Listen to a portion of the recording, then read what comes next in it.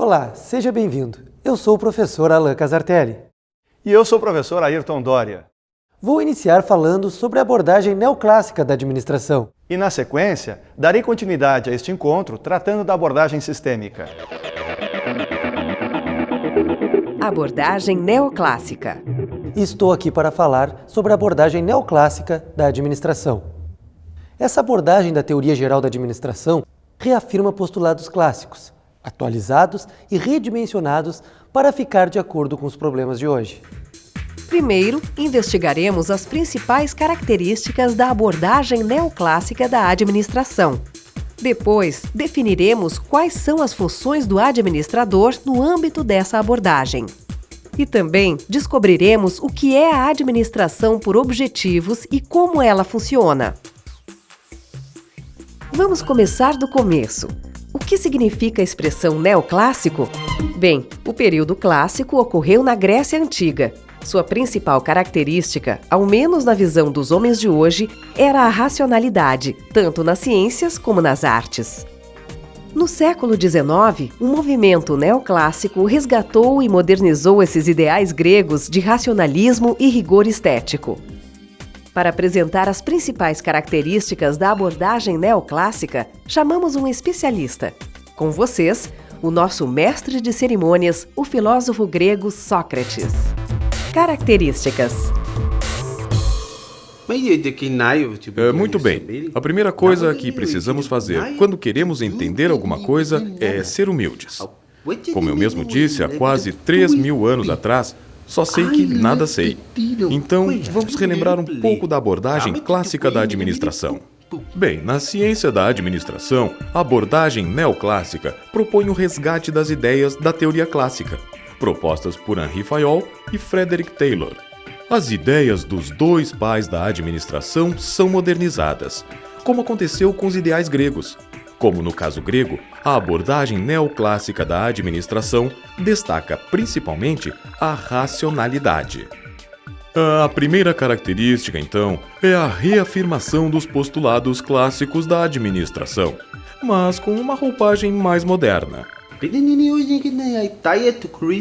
Bem, os princípios gerais da administração são equivalentes às leis científicas.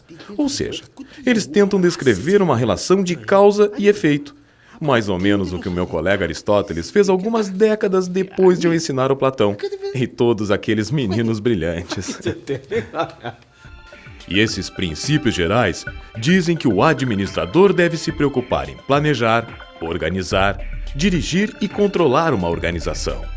Ele precisa mesmo escolher o princípio mais adequado para cada situação. A segunda característica da abordagem neoclássica é a ênfase nos princípios gerais da administração. Na abordagem neoclássica, em vez da especulação teórica, a preocupação é com o que realmente acontece no mundo. Na Grécia, a gente se preocupava muito com o tal do logos, o mundo das ideias e tudo mais. Mas aqui, o conceito importante é o de pragmatismo. O foco é no dia a dia da organização. Na abordagem neoclássica, a ênfase cai nos aspectos práticos da administração. Uma quarta característica da abordagem neoclássica é a preocupação com os resultados. O desempenho da organização é medido em relação aos objetivos definidos no passado, e não apenas em relação aos processos internos. Por exemplo, digamos que são 8:30 da noite e a padaria fecha às 9. O seu objetivo é chegar à padaria antes das 9 e comprar 4 pãezinhos. Não importa se você vai de carro, de ônibus ou a pé, desde que consiga chegar até lá no prazo determinado e comprar os pãezinhos. A ênfase, portanto, é nos objetivos e resultados. Além disso, a abordagem neoclássica usa conhecimentos de outras teorias para arejar a ciência administrativa. Da teoria das relações humanas, vêm os conceitos de organização informal, dinâmica de grupos e liderança. Da teoria da burocracia, a preocupação com os princípios, regras e normas. Do estruturalismo, a abordagem neoclássica pega a perspectiva da organização como parte de uma sociedade de organizações. A teoria comportamental dá explicações sobre a motivação humana, sobre os processos de decisão e ainda sobre os conflitos dentro das organizações. Por último, a teoria dos sistemas mostra como a organização é composta por diversos subsistemas e ela mesma parte de um sistema muito maior e como tudo isso pode ser equilibrado. Ou seja, a abordagem neoclássica é eclética. Na Praça de Atenas, onde eu passava os meus dias fazendo perguntas difíceis de responder a quem passasse na minha frente, os cidadãos se reuniam e tomavam várias decisões sobre a administração da cidade. Mas hoje em dia, isso não é mais possível. Como a humanidade cresceu muito, foi preciso criar organizações como governos, escolas, polícia e empresas para administrar o mundo. Somos uma sociedade de organizações. Nesse contexto, a administração é vista como uma técnica social. Mas todas essas organizações precisam ser analisadas do ponto de vista da eficácia e do ponto de vista da eficiência. Qual a diferença entre esses dois conceitos? Digamos que o Joãozinho esteja interessado na Mariazinha. Ele pode usar vários métodos para conquistar a menina. Pode buscar a Mariazinha em casa de carro. Claro que ele vai dar flores para a Mariazinha.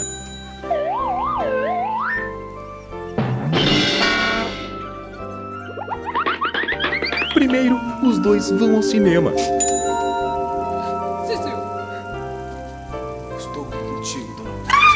Depois, eles saem para jantar. Talvez assim Joãozinho consiga atingir seu objetivo e conquistar a Mariazinha. Isso é eficácia. Mas digamos que o Ricardinho também esteja interessado na Mariazinha. Só que ele é tão charmoso que conquista a mocinha apenas com o olhar 43. Isso é eficiência. Porque Ricardinho atingiu o mesmo objetivo que Joãozinho, mas sem gastar R$130.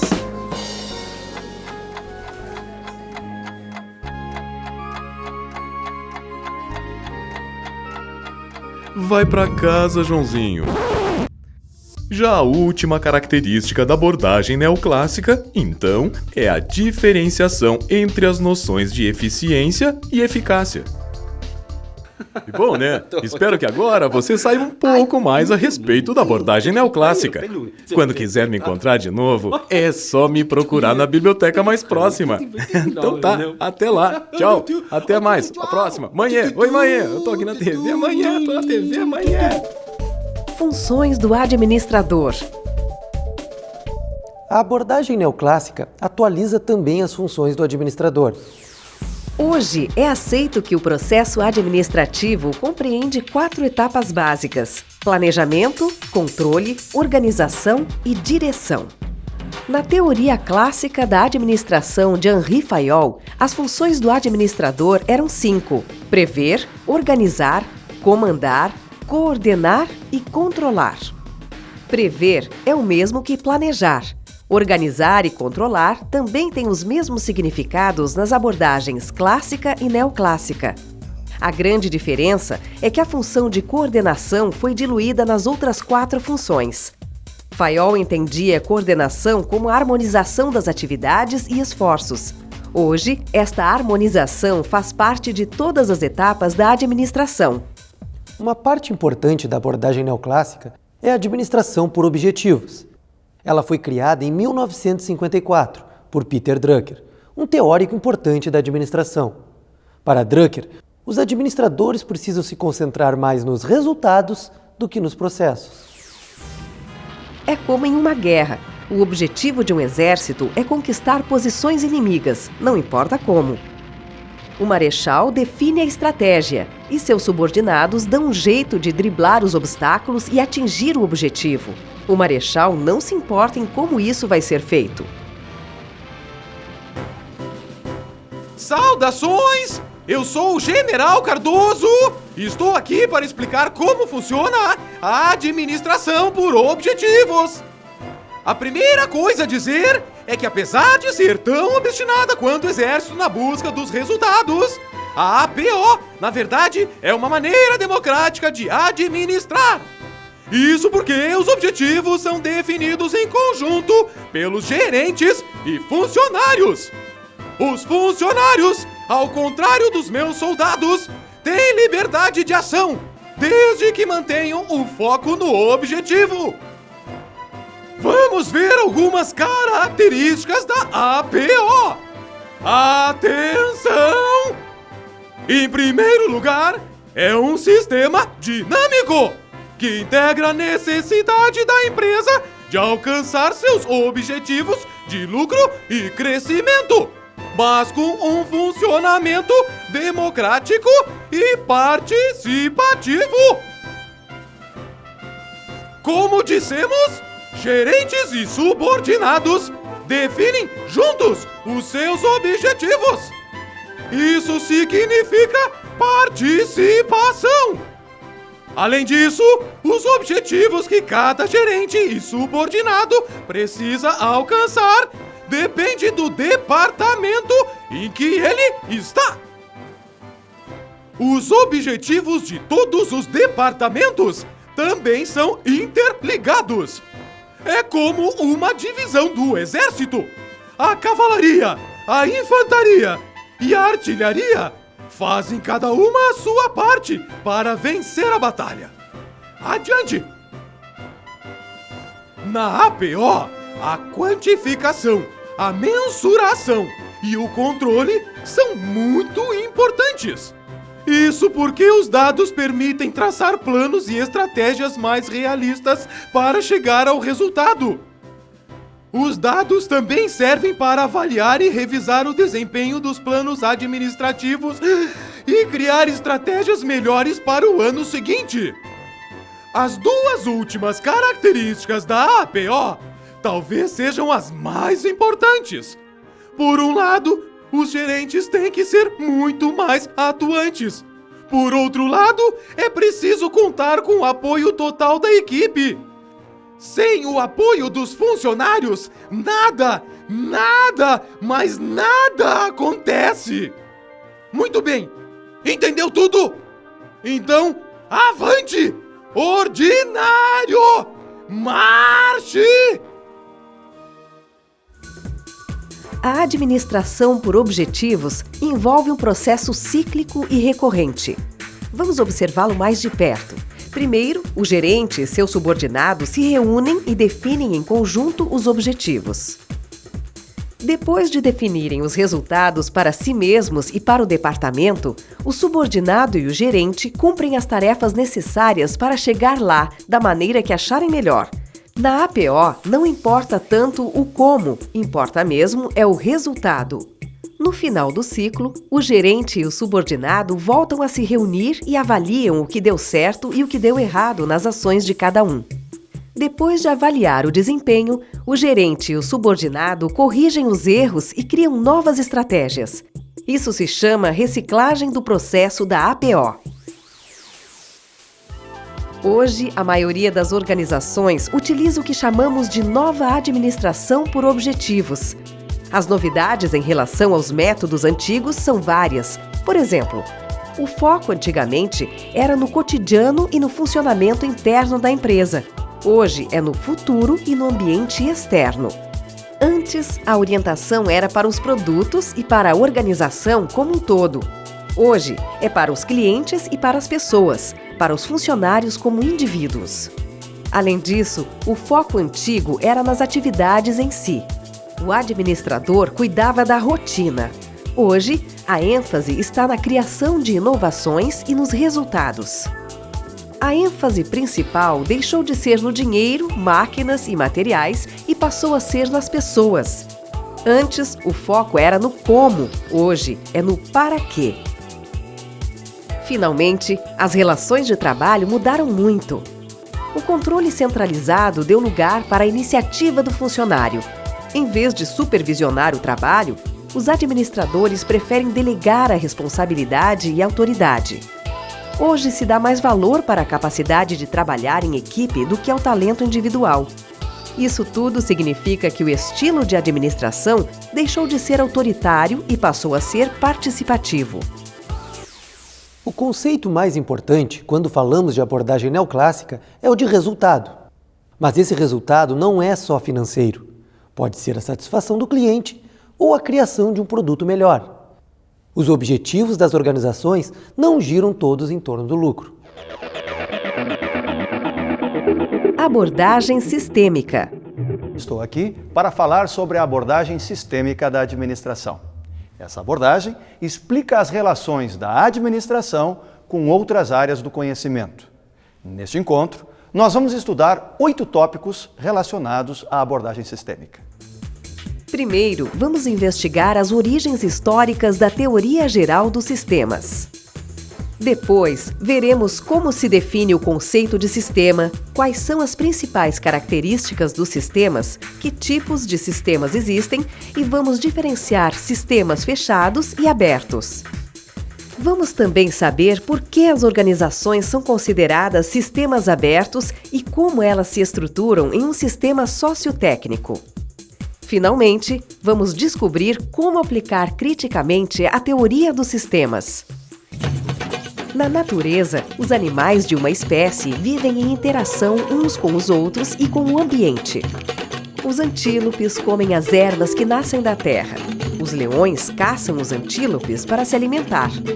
Ambos bebem a água em que os peixes nadam. Os leões e os antílopes têm filhotes que continuam a história da espécie mesmo quando os pais morrem. Quando morrem, os leões, os antílopes e os outros animais apodrecem e retornam à terra. Da terra nasce o capim, que os filhos dos antílopes comem, e o ciclo começa de novo. O equilíbrio se mantém através dos tempos. Os animais vivem em um sistema, no caso, um ecossistema. Mas não é o único sistema. Existem outros tipos de sistemas, como as sociedades humanas. Estes diferentes sistemas também interagem entre si, como os animais na natureza. Infelizmente, essa interação nem sempre é benéfica para os dois lados. O sistema humano está destruindo a cada dia mais os sistemas naturais. Isso acontece porque ambos são sistemas abertos. Eles estão dentro da Terra, que é um sistema maior e engloba todos os outros. O problema é que os sistemas abertos precisam manter o equilíbrio interno, ou então se desfazem, morrem. As empresas e outras organizações também são sistemas abertos, como a natureza e as sociedades humanas. Agora, nós vamos descobrir mais sobre isso. Origens da teoria de sistemas. Na década de 50 do século XX, o biólogo alemão Ludwig von Betalanffy e o economista inglês Kenneth Boulding perceberam como o mundo se organiza em sistemas e formularam a teoria geral dos sistemas. Esses dois pesquisadores mostraram como existem subsistemas dentro de cada sistema. Ao mesmo tempo, cada sistema faz parte de outro sistema ainda maior. Além disso, os sistemas são abertos. Cada um deles existe dentro de um meio ambiente constituído por outros sistemas. Todos os sistemas de um meio ambiente estão sempre trocando energia e informação entre si. Betalanffy e Boulding também mostraram que as funções de um sistema dependem de sua estrutura interna. Cada sistema tem um objetivo ou finalidade. Cada sistema tem o seu papel no intercâmbio com outros sistemas dentro do meio ambiente. Estas são as 3 premissas básicas da teoria geral dos sistemas. Eles existem dentro de outros sistemas, eles são abertos e cada sistema possui uma finalidade, que depende de sua estrutura interna.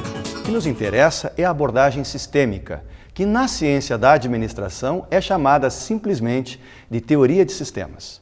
O seu valor para o estudo das organizações é fazer uma síntese das teorias anteriores da administração. Além disso, ela mostra que a organização não pode ter uma origem e fim em si mesma, porque ela sempre está em relação com o resto do mundo. A análise de sistemas nos permite enxergar as inter-relações entre a administração e outros conhecimentos de natureza diferente. Ou seja, a abordagem sistêmica nos dá uma visão holística. Por exemplo, a influência de fatores sociológicos e psicológicos no desempenho dos funcionários. A noção importante aqui é a interdisciplinariedade. O dicionário Haweis afirma que interdisciplinar é aquilo que estabelece relações entre duas ou mais disciplinas ou algo comum a duas ou mais disciplinas. Conceito de sistemas. A palavra sistema denota um conjunto de elementos interdependentes e interagentes, ou um grupo de unidades combinadas que formam um todo organizado. Ou seja, é um conjunto ou combinação de coisas ou partes formando um todo complexo ou unitário. Então, a nossa definição de sistema fica assim.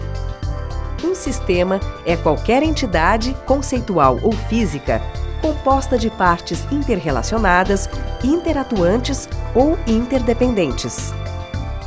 A palavra sistema, então, ela pode ter muitos significados. Eu imagino, do ponto de vista administrativo, que um sistema seja um conjunto de elementos que tem algum tipo de interação. Então, isso é uma coisa ainda vaga. Então, o que eu quero dizer com isso? Bom, você tem uma empresa tem pessoas, uma empresa tem produtos, tem clientes, tem concorrentes. Tudo isso pode ser visto como um sistema.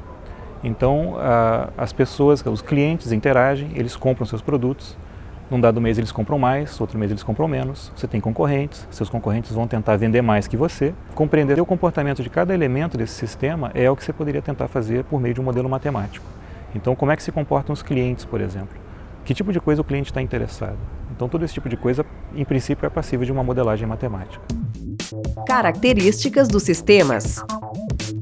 O aspecto mais importante do conceito de sistema é a ideia de um conjunto de elementos interligados para formar um todo, como o organismo humano. Todo sistema tem um propósito ou objetivo. O do organismo humano é permanecer vivo. Para alcançar este objetivo, os ossos, músculos e órgãos precisam agir em conjunto. Eles é que definem o arranjo final do sistema. Os neurônios, por exemplo, servem para fazer com que o corpo todo se movimente. O propósito ou objetivo é uma das características dos sistemas. Suponhamos que aconteça um acidente com uma pessoa e os neurônios que passam por dentro da coluna vertebral sejam cortados. Essa pessoa poderia ter os movimentos dos músculos e a sensação na pele prejudicados. Isso acontece porque o organismo humano é um sistema. E quando se modifica uma das partes de um sistema, acontecem mudanças em todos os outros setores e no aspecto global do sistema. Os sistemas possuem, então, duas características principais: o propósito, que no caso do homem é se manter vivo, e o globalismo, ou seja, a interdependência de todas as partes e o ajustamento do todo quando uma das partes é comprometida. Quanto à sua constituição, os sistemas podem ser físicos ou abstratos. Os sistemas físicos são formados por equipamentos, animais, vegetais e minerais, ou seja, por coisas concretas. Os sistemas abstratos são formados por conceitos, filosofias, planos, hipóteses, enfim, por ideias. Além de apresentarem um propósito e a característica do globalismo, então, os sistemas também podem ser físicos ou abstratos. Quanto à sua natureza, os sistemas podem ser fechados ou abertos. Os sistemas fechados não são influenciados pelo ambiente, nem influenciam o ambiente. Não existe troca entre o interior e o exterior. Os sistemas abertos, por outro lado, trocam influências com o ambiente por meio de entradas e saídas. A cada vez que recebem alguma influência, os sistemas abertos precisam se ajustar ao ambiente. Por isso, também são chamados de sistemas auto-organizados. Ser fechado ou aberto é outra característica dos sistemas. Os sistemas têm também alguns parâmetros que definem seu tipo e estrutura. O primeiro é a entropia, que ocorre nos sistemas fechados. Entropia é a tendência a se desorganizar. A desorganização aumenta até que o sistema pare de funcionar. O contrário da entropia é a homeostase, que acontece nos sistemas abertos. Quando surge um fator externo que influencia o sistema, seus componentes internos respondem e se auto-organizam, ou seja, a homeostase é a tendência ao reequilíbrio. O terceiro parâmetro é o ambiente que envolve o sistema. Os sistemas abertos recebem entradas do ambiente que são processadas. Este processamento ou reajuste gera saídas do sistema que influenciam de volta o ambiente. Há uma interação constante, o sistema e o ambiente se afetam mutuamente. Um sistema vive, inclusive, da sua própria morte. O que isso significa? Significa que permanentemente o sistema está em movimento. E como ele está em movimento, ele tende para a entropia. E essa entropia, ela, num estado máximo, evidentemente vai destruir o sistema, mas até um determinado grau, ela pode até renovar o sistema. Digamos assim, exemplo simples. Nós estamos num determinado espaço profissional, criamos regras cada vez mais rígidas. Num primeiro momento nós vamos conseguindo eliminar os problemas, vencê-los, cercá-los, normatizar tudo. Se nós levarmos esse desejo de ordem, ou seja, de negação da entropia ao máximo, em determinado momento nós criaremos uma asfixia. Não haverá mais diferença, não haverá mais conflito, não haverá mais nada, e isso tenderá a um novo momento de entropia que poderá destruir o sistema, reinstalar a desordem e, a partir dessa desordem, gerar, quem sabe, uma nova situação de equilíbrio. Então, os sistemas estão permanentemente num conflito de ordem e de desordem. A desordem total leva ao caos, a ordem total pode levar à asfixia, logo à morte do sistema, à renovação e assim por diante. Entropia, homeostase e ambiente são 3 dos parâmetros que limitam um sistema. Os sistemas têm outros 4 parâmetros que talvez sejam os mais importantes para a ciência da administração: entradas, processamento, saídas e retroalimentação. As entradas, também chamadas inputs ou insumos na teoria administrativa, constituem a energia para o funcionamento de um sistema. No caso das organizações, podem ser matérias-primas, recursos humanos, eletricidade, água e investimentos financeiros. O processamento, também chamado de transformação ou throughput, é a estrutura interna do sistema. Essa estrutura se reajusta conforme os insumos recebidos e os transforma. Por exemplo, a linha de montagem de uma fábrica, em que a energia e a força de trabalho são aplicadas sobre a matéria-prima. O resultado do processamento dentro de um sistema são as saídas ou outputs que retornam ao meio ambiente. No caso de uma fábrica, são os bens produzidos, que depois vão para as lojas. Mas também podem ser serviços, como no caso dos bancos, setor turístico ou mesmo dos governos. O último parâmetro é a retroalimentação, ou feedback. Retroalimentação é a capacidade do sistema em ajustar sua conduta em função do desempenho já ocorrido. Ou seja, quanto mais clientes comprarem os produtos postos à venda, mais matéria-prima, funcionários e recursos financeiros serão retirados do ambiente pela fábrica, para que ela possa continuar seu trabalho interno. Os 4 últimos parâmetros dos sistemas, então, são as entradas, o processamento, as saídas e a retroalimentação. Na ciência da administração, é importante entendermos como funcionam os sistemas, porque as organizações são sistemas abertos. Elas não estão isoladas do resto do mundo. Uma montadora de carros, por exemplo, não é só a linha de montagem. É preciso lidar com os clientes, com os fornecedores, com o governo e muitos outros fatores que fazem parte do ambiente. Uma organização deve ser capaz de se adaptar às mudanças que, por vezes, parecem muito distantes dela, como variações das taxas de juros nos Estados Unidos ou o aumento de demanda de aço na China. São eventos em países distantes, mas que afetam a economia mundial como um todo, ou seja, afetam o meio ambiente e a organização.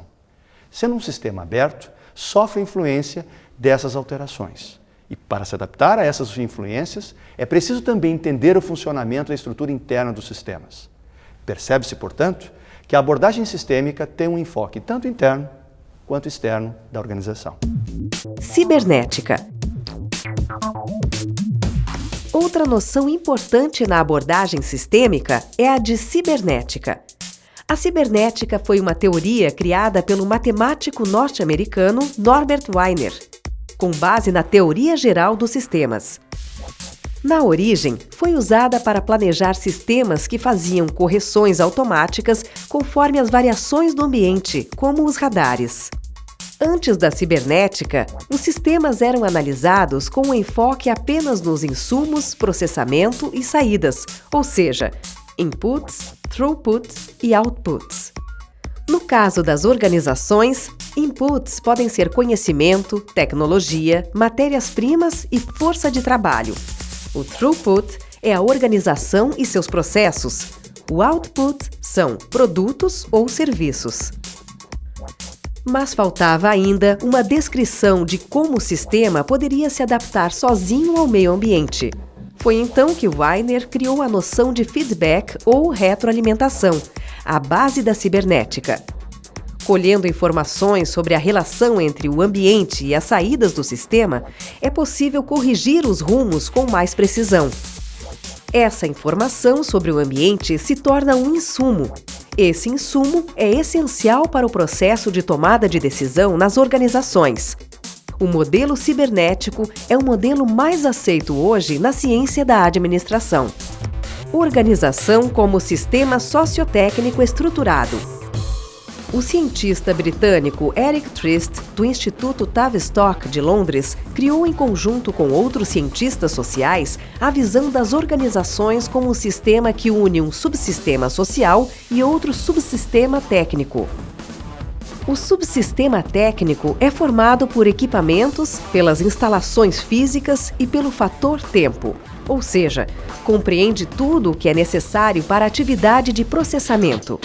O subsistema técnico dá a medida da eficiência potencial da organização.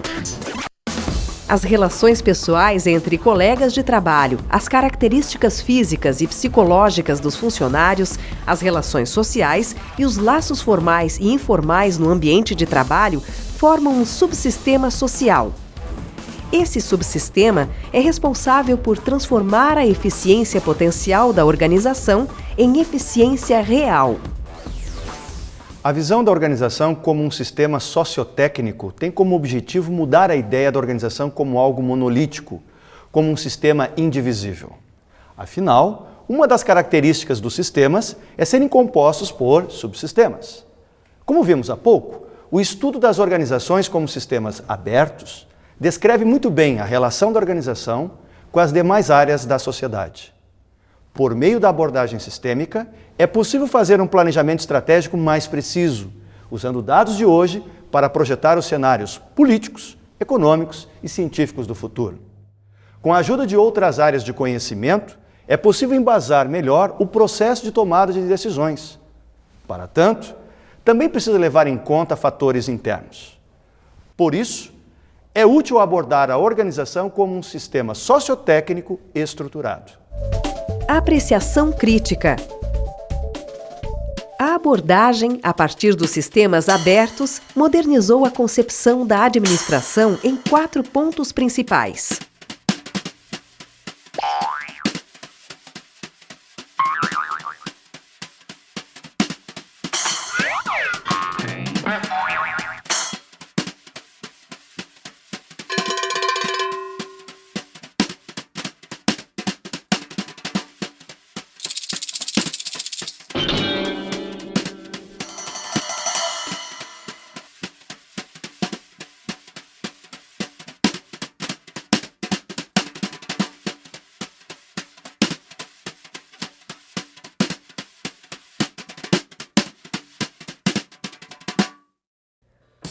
O primeiro aspecto que se pode perceber a partir do estudo dos sistemas abertos é que a natureza essencialmente dinâmica do ambiente conflita com a tendência essencialmente estática das organizações.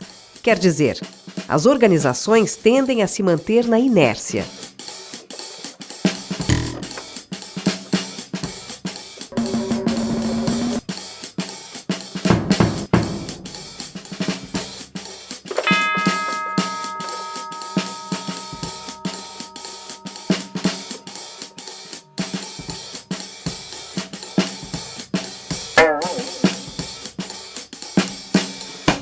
Uma decorrência desta percepção é que o ambiente em constante mudança representa um perigo para as organizações que se mantêm muito rígidas.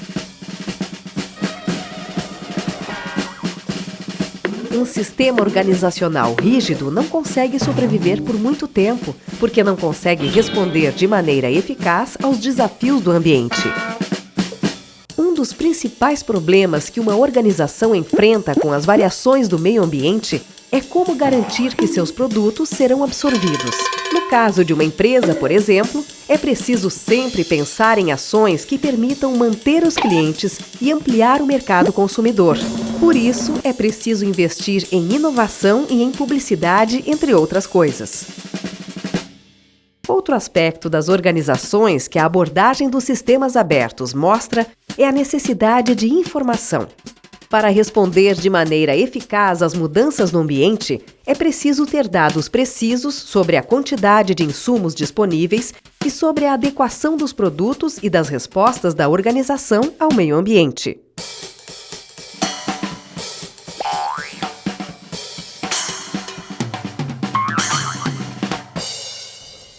As modernizações trazidas pela abordagem da organização como sistema aberto são importantes. A teoria geral da administração cometia algumas distorções quando estava na perspectiva do sistema fechado. Primeiro, o estudo e a prática da administração mantinham o foco principal nas regras de funcionamento interno. Por causa disso, a teoria ficava cega para as relações entre as mudanças no ambiente e a estrutura interna da organização. No fim, a teoria não percebia a necessidade de adaptar mais rápido as respostas das organizações às influências externas. Resumo do conteúdo. No encontro de hoje, nós estudamos duas diferentes abordagens da administração, a neoclássica e a sistêmica. Começamos investigando as principais características da abordagem neoclássica da administração. Depois, definimos quais são as funções do administrador no âmbito dessa abordagem. E também descobrimos o que é a administração por objetivos e como ela funciona. A segunda abordagem da teoria geral da administração que nós estudamos hoje foi a abordagem sistêmica. No encontro de hoje, descobrimos as origens da abordagem sistêmica da administração. Depois, definimos o que é um sistema e estudamos as suas principais características. Além disso, conhecemos os diversos tipos de sistemas e diferenciamos os sistemas abertos dos sistemas fechados. Vimos também por que as organizações podem ser descritas como sistemas abertos e que internamente elas funcionam como sistemas sociotécnicos estruturados. Finalmente, discutimos quais foram as inovações e vantagens que a abordagem sistêmica trouxe para a teoria geral da administração. Muito obrigado pela sua atenção. Espero que você faça bom proveito do conhecimento que acaba de adquirir. Deixamos aqui um grande abraço e até um próximo encontro.